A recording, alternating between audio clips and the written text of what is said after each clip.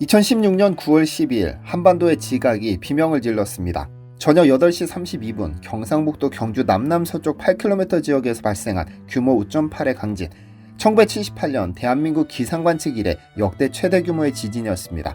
데이터는 참혹했습니다. 국보 제31호 첨성대 상부 정자석은 북쪽으로 3.8cm, 서쪽으로 2.4cm 밀려났고 전체 몸체는 2cm가량 기울어졌습니다. 불국사 다보탑의 난간석은 충격을 이기지 못하고 바닥으로 추락해 산산조각 났습니다. 최첨단 공법의 내진 설계가 적용된 현대 아파트 벽체에는 흉물스러운 균열이 생겼고 기와 지붕들은 힘없이 쏟아져 내렸습니다. 그런데 그날 밤 기이한 데이터 하나가 국립문화재연구소 계측기에 잡혔습니다. 진앙지에서 불과 20km 떨어진 토암산자락, 높이 13.4m, 무게만 수십 톤에 달하는 거대한 화강암 구조물, 가문사지 동서 3층 석탑, 주변 땅이 갈라지고 최첨단 건축물들이 비명을 지르던 그 순간 이 두 기의 석탑이 기록한 변이값은 0mm였습니다. 단 1mm의 미동도 오차도 없었습니다. 마치 지진이 이 탑들만 피해간 것처럼 혹은 이 탑들이 지진을 무시한 것처럼 말이죠.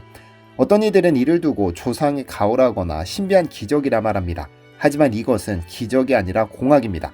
도대체 어떻게 지은 탑이길래 강진에 단 1mm도 움직이지 않았던 걸까요? 오늘은 경주 토암산으로 가보겠습니다. 안녕하세요, 디스멘털입니다.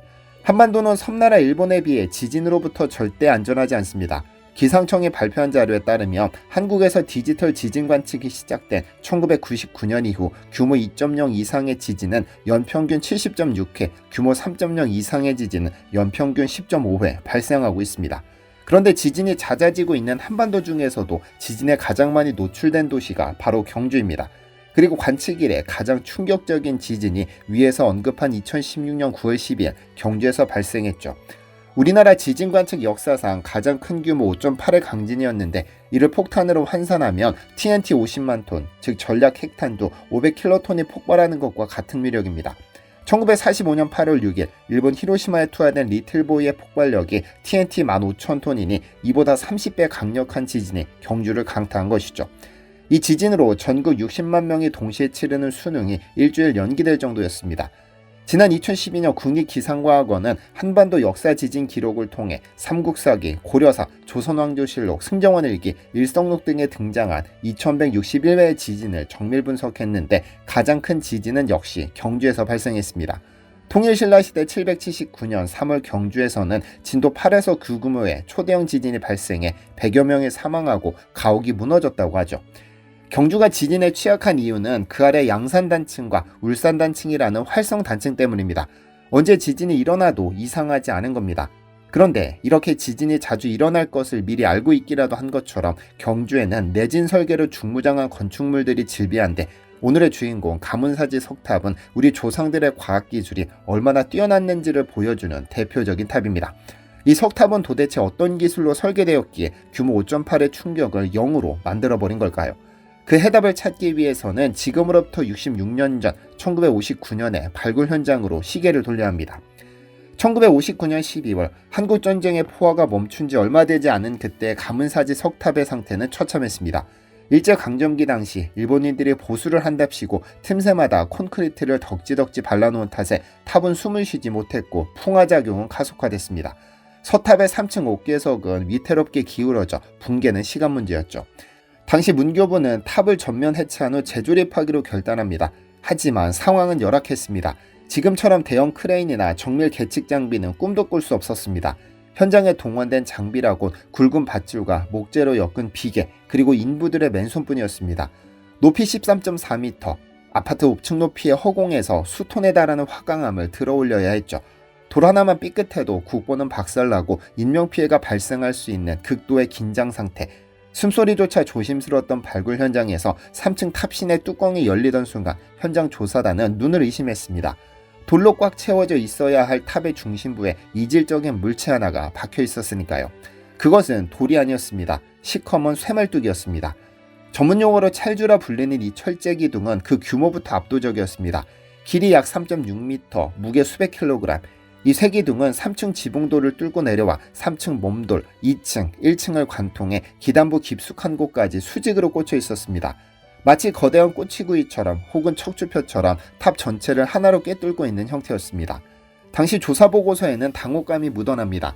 이것은 건축학적 상식의 정면으로 위배되는 설계였기 때문이죠. 건축에서 석재와 철재를 직접 결합하는 것은 금기사항입니다. 이유는 간단합니다. 부식과 팽창 때문입니다. 철은 습기를 머금으면 산화하며 녹이 습니다. 녹이 쓴 철의 부피가 2.5배 이상 팽창하죠. 현대시대 철근 콘크리트 건물들이 노후화되면 균열이 생기는 이유도 내부의 철근이 녹슬어 팽창하면서 콘크리트를 안에서부터 밀어내기 때문입니다. 하물며 1300년 전입니다. 녹 방지 도료도 합금 기술도 부족했을 그 시절에 습기에 취약한 돌탑 내부에 거대한 쇠말뚝을 박아넣는다. 이것은 탑의 수명을 단축시키는 건축적 자살행위였습니다. 시간이 지나 철이 팽창하면 그 압력을 이기지 못한 화강암들이 내부에서부터 쩍쩍 갈라져 붕괴할 것이 뻔했으니까요. 신라의 장인들이 이 기초적인 물성을 몰랐을 리 없습니다. 돌을 떡주무르듯 다뤘던 그들이 돌과 쇠의 상극관계를 몰라서 이런 설계를 했을까요? 아닙니다. 여기에는 1959년의 상식으로는 이해할 수 없는, 그리고 2025년의 현대인들조차 상상하지 못했던 고도의 공학적 의도가 숨겨져 있었습니다. 신라 장인들은 단순히 탑을 지탱하기 위해 쇠를 박은 것이 아니었습니다. 그 쇠기둥은 탑이 흔들리는 순간 활동을 시작하는 정밀한 내진장치였습니다. 1959년 조사단이 발견한 그 3.6m짜리 쇠기둥 찰주. 현대 건축공학자들은 이 장치의 정체를 TMD, 즉 동조질량 감쇄기의 원형으로 정의합니다. 이 기술을 설명하려면 잠시 대만을 다녀야 합니다. 지진과 태풍이 잦은 대만의 랜드마크 101층짜리 타이베이 101 빌딩. 이 초고층 건물이 강풍에도 무너지지 않는 비결은 건물 87층과 92층 사이에 매달린 거대한 황금색 쇠구슬에 있습니다. 무게만 무려 660톤에 달하죠. 원리는 관성과 위상 차이입니다. 바람이 불어 건물이 오른쪽으로 휘청하면 공중에 매달린 이 무거운 쇠구슬은 관성에 의해 제자리에 있으려 하거나 왼쪽으로 움직입니다. 건물의 진동 방향과 정반대 방향으로 움직이며 흔들림을 상쇄시키는 것입니다. 놀랍게도 가문사지 석탑의 찰주가 정확히 이 역할을 수행하고 있었습니다.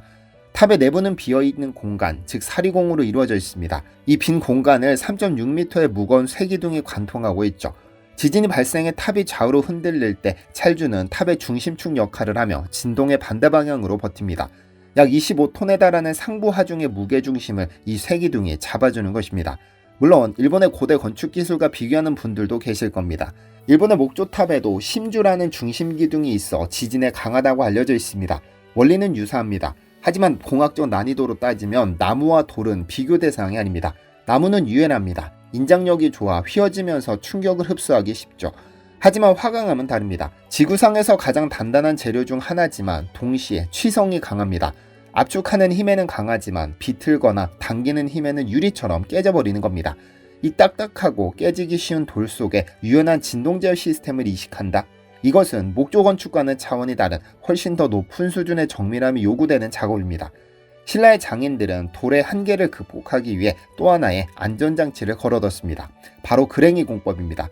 탑을 쌓을 때 돌과 돌이 맞닿는 면을 평평하게 깎지 않았습니다.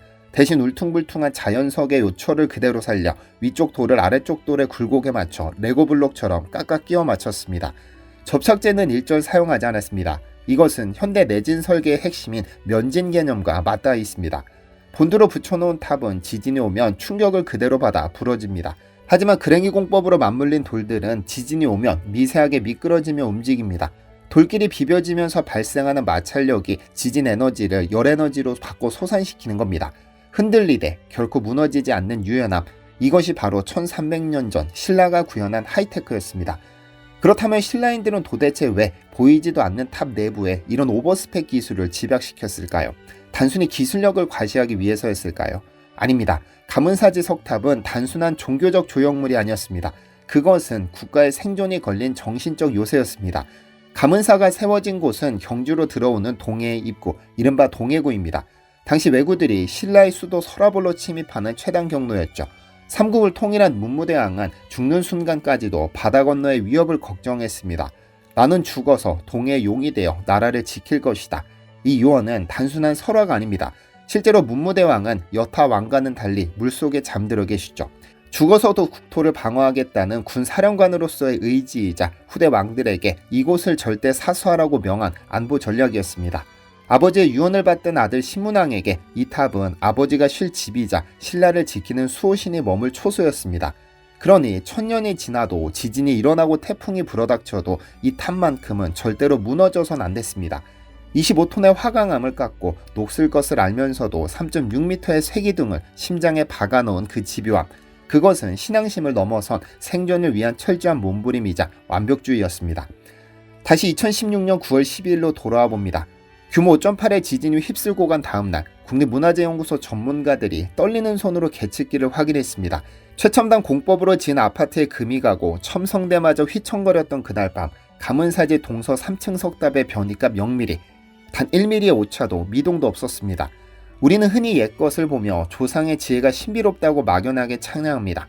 하지만 가문사지 석탑은 신비가 아닙니다. 그것은 물리학이고 지질학이며 재료공학입니다. 망치와 정만으로 지진파의 주기를 계산하고 중력과 관성을 제어했던 1300년 전의 엔지니어들, 그들이 돌아나 쇠기둥 하나에 심어놓은 것은 막연한 기도가 아니라 어떤 흔들림에도 이 나라는 무너지지 않는다는 데이터로 증명된 확신이었습니다. 오늘은 팩트로 역사를 읽는 디시멘터리였습니다. 시청해주셔서 감사합니다. 디시멘터리에서는 여러분의 제보를 기다립니다. 제 채널에서 다뤘으면 하는 뉴스 또는 널리 알려졌으면 하는 영상은 디시멘터리 네이버.com으로 제보해주시면 소중히 제작하겠습니다.